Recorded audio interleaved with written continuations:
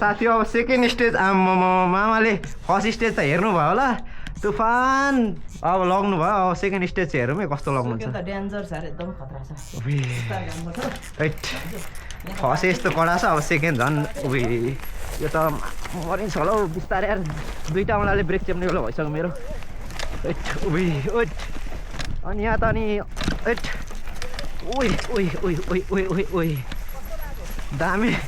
दामी यहाँ बोल्नु मिलिरहेको छैन क्या यहाँ डर लागेर ओहो मान्छे कहाँ यस्तोमा हिँड्नु सक्छौ यहाँ चाहिँ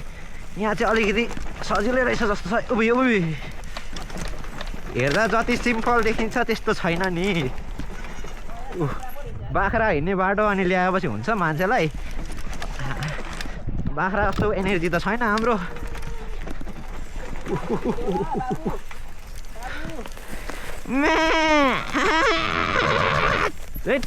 मुखले पनि छेर्नै खोज्छौ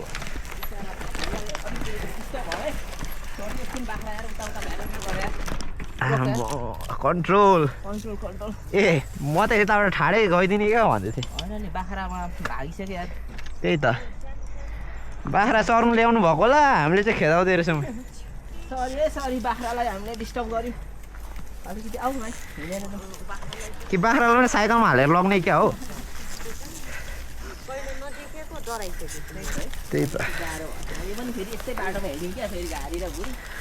अब यो त चारवटा एउटाले जन्माएको क्या हो कलर त सेम रहेछ त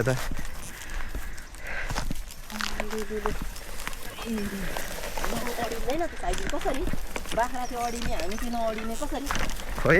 बाख्रा खुट्टा लाउनु पर्ला यस्तो छ अब पहिलाभन्दा दामी भएछ त हौ यहाँबाट तल गयो भने मजा आउँछ होला यहाँबाट तल पुग्यो भने चाहिँ लास्ट स्टेज भने जस्तो हुन्छ होला मेरोले झन् कति सजिलो देखिरहेको थियो यसले हो र चस्माले